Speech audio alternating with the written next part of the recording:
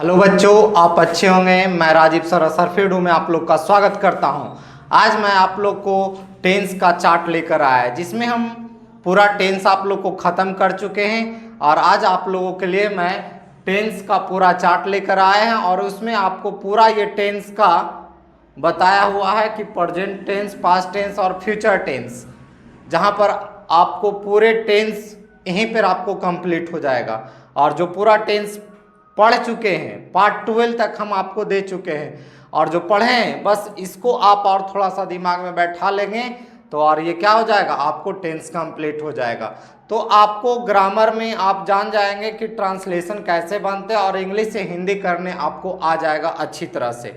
आप लोग अगर उधर पार्ट 12 देख चुके होंगे तो आपको बहुत समझ में आ गया होगा टेंस क्या है। ठीक है, तो देखते हैं हम लोग। आज आपके लिए टेंस का चार्ट लाए हैं जो इस तरह से है, देख लीजिए। और आज आप लोग इसको लिख भी लीजिएगा या आप इसको स्क्रीनशॉट लेकर लिख सकते हैं बाद में। देखिए टेंस का चार्ट है, आपको डिटेल में हम समझाएंगे और ये पूरा टेंस आपको यहाँ पर कंप्लीट हो जाएगा। देखिए ये टेंस है, प्रेजेंट टेंस, पास्ट टेंस और फ्यूचर टेंस। अब प्रेजेंट टेंस का चार आपको बताए, present indefinite, present continuous, present perfect और प्रेजेंट परफेक्ट कंटिन्यूअस। ये पास्ट हो गया तो past indefinite, past continuous, past perfect और past perfect continuous. Future, future indefinite, future continuous, future perfect और फ्यूचर परफेक्ट कंटिन्यूअस। आपको हम पार्ट बाय पार्ट जिसमें दिए सब डिटेल पढ़ाए है ना। तो देखिएगा कि प्रेजेंट का 4 गो होता है, पास्ट का 4 गो होता है, फ्यूचर का 4 गो होता है। इस तरह से आपको टोटल हो गया 12 है ना। तो 12 पार्ट आपको दिए और 12 का यहाँ पे एक मिश्रण लेके आया है जो आपको पूरा अच्छी तरह से हम समझाने जा रहे हैं।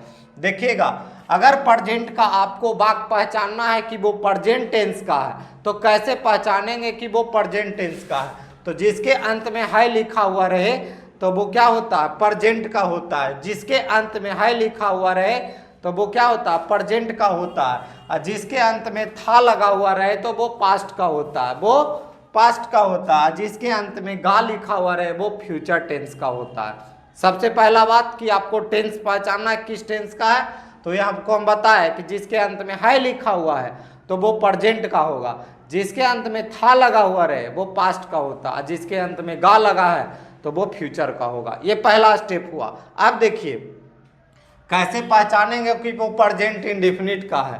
तो जिसके अंत में ता लगा हुआ रहे वो प्रेजेंट इंडेफिनिट होता है, ता है। ठीक, अब पास्ट इंडेफिनिट का तो वहां ता पढ़े तो यहाँ ता है, यहाँ आ जाएगा कोई चीज ता था, बस वही बात है। बस यहाँ है तो यहाँ था है। अब फ्यूचर का तो जानवे करते हैं, आपको बताए हैं पहले पार्ट में कि गागेगी जहां आ गया तो वो क्या हो जाएगा, फ्यूचर।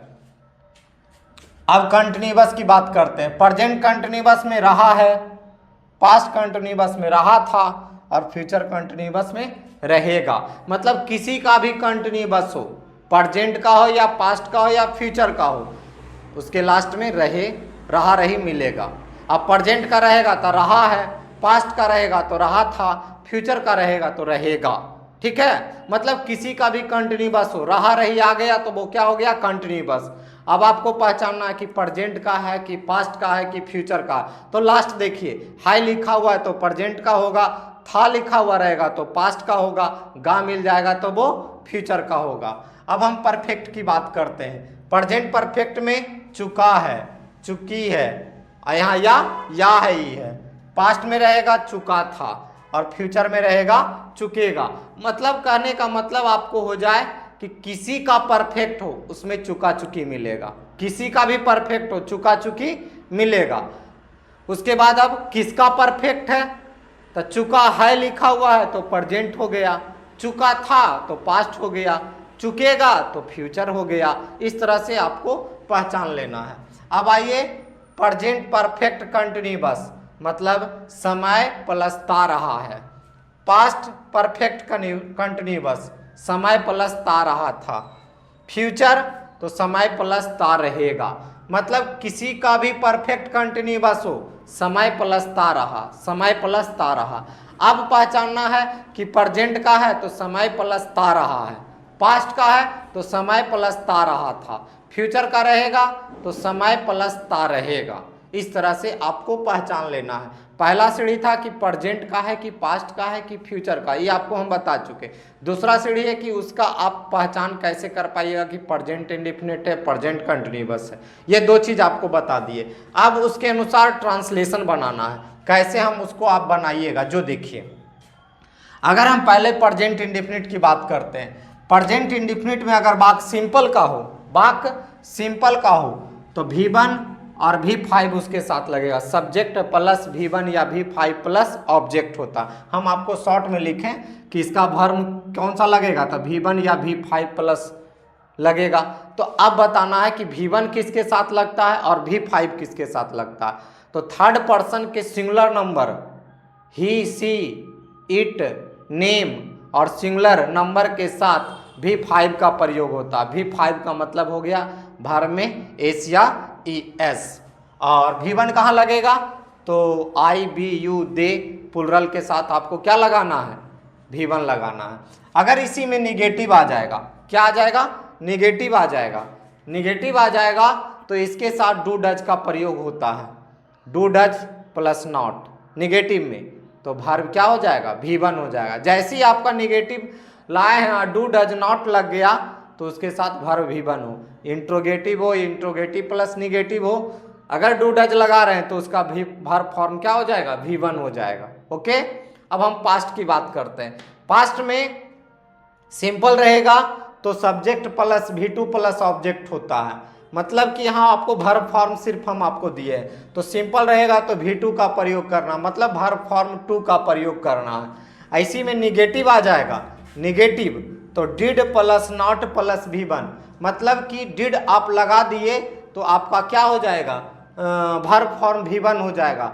या निगेटिव हो या इंट्रोगेटिव हो या इंट्रोगेटिव प्लस निगेटिव हो, आप डिड का प्रयोग करिएगा तो वर्ब फॉर्म आपको क्या लगाना होगा, V1 लगाना होगा। ओके, अब फ्यूचर की बात करते हैं।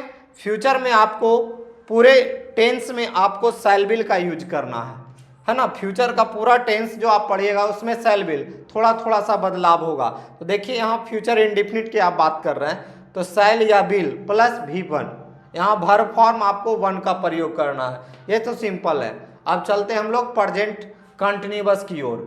तो कंटिन्यूअस में है आपका is am are, subject plus is am are plus V4 plus object, मतलब कि इसमें इज एम आर का प्रयोग करना है और प्लस वर्ब फॉर्म 4 का प्रयोग करना है, जिसमें ING आपको लगाना है। तो अब इज कहाँ लगाइएगा, तो ही, she, it, name singular number के साथ इज लगता, एम तो एक ही के साथ लगता है, आई के साथ, और आर लगता है आपको प्लुरल के साथ। ठीक है, और ये सब डिटेल के लिए आप पार्ट बाई पार्ट आपको दे चुके, उस सब में आप देख सकते हैं। यहाँ आपको तो शॉर्ट में लाए हैं टेबल आपको पूरा की एक बार में टेंस आपको दिखाई पड़ जाए। ठीक है, पास्ट की बात करते हैं तो यहाँ था इज एम आर, प्रेजेंट में, पास्ट में क्या होगा, was where plus V4। Future में शैल विल तो लगेगा प्लस B का प्रयोग होगा अभी V4।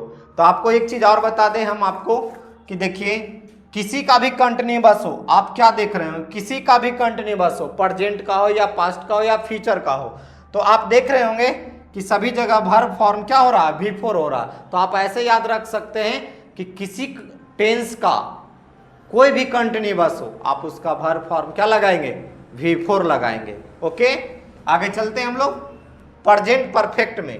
प्रेजेंट परफेक्ट जो है आपका चुका चुकी है, मतलब इसके साथ सब्जेक्ट प्लस हैज है प्लस V3 का प्रयोग करेंगे, मतलब परफेक्ट आएगा तो हैज है और वर्ब फॉर्म क्या हो जाएगा, आपको V3 हो जाएगा। उसी तरह से पास्ट में हैज है के जगह पे हैड का प्रयोग होगा, मतलब subject plus had plus V3 plus object का प्रयोग करिएगा, मतलब हैड प्लस V3।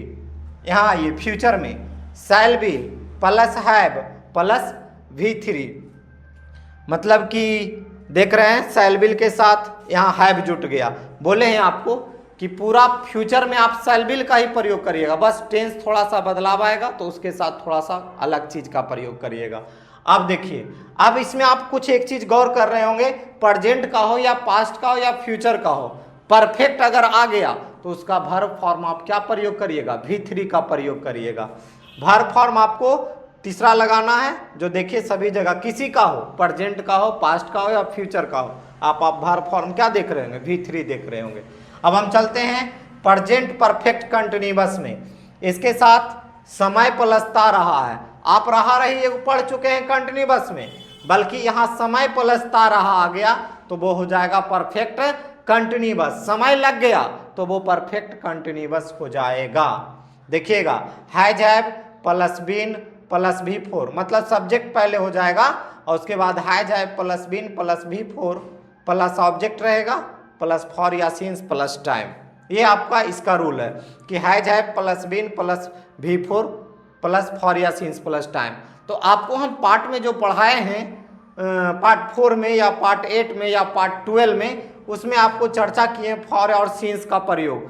फॉर का प्रयोग कहाँ होता है, सिंस का प्रयोग कहाँ होता है। यहाँ भी हम आपको बता रहे हैं फॉर का प्रयोग अनिश्चित समय के साथ होता है और सिंस का प्रयोग निश्चित समय के साथ होता है। अनिश्चित समय क्या हो गया, जो इंडेफिनिट टाइम आप बोल सकते हैं, जैसे 4 वर्षों से, 10 घंटों से, 10 दिनों से, है ना, ये आपका निश्चित समय हो गया। निश्चित समय सोमवार से, जनवरी से, 10 बजे से और 1980 ईस्वी से, ये सब के साथ सिंस का प्रयोग होता है।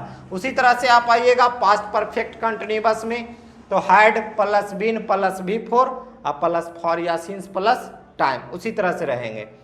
फ्यूचर में आइएगा तो शैल या will plus have plus been plus V4 plus for या फ्रॉम प्लस टाइम। यहाँ देखिएगा कि प्रेजेंट और पास्ट आपने पढ़ा तो सिंस लगा, यहाँ सिंस के जगह पे फ्रॉम लगेगा। बस वही चीज निश्चित टाइम के साथ वही चीज यहाँ है, बस यहाँ क्या रहेगा, फ्रॉम लगेगा। उस सब जगह सिंस लगा है तो यहाँ आप क्या लगाइएगा, फॉर्म का प्रयोग करिएगा। और देखिए शैल हैव शैल विल, यहाँ परफेक्ट में पढ़े हैव तो हैव बीन यहाँ जुट गया V4, मतलब। और इसमें आप एक चीज और गौर करिए, सभी में आप देख रहे हैं यहाँ हैज हैव बीन लगा, यहाँ हैड बीन लगा और यहाँ शैल विल हैव बीन लगा।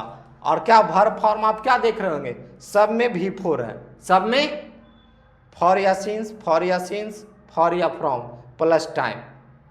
मतलब कहने का मतलब किसी का परफेक्ट कंटिन्यूअस हो उसमें फॉर या सिंस का प्रयोग करिएगा, बस कहाँ, तो प्रेजेंट और पास्ट में।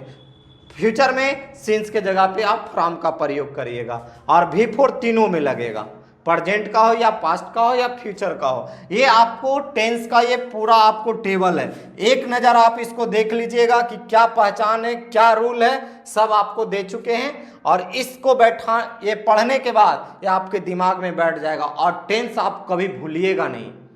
आप इंग्लिश को एक्सपर्ट बोलने के लिए तैयार हो जाइएगा और इंग्लिश को हिंदी करने में कहीं पे आपको प्रॉब्लम नहीं होगा।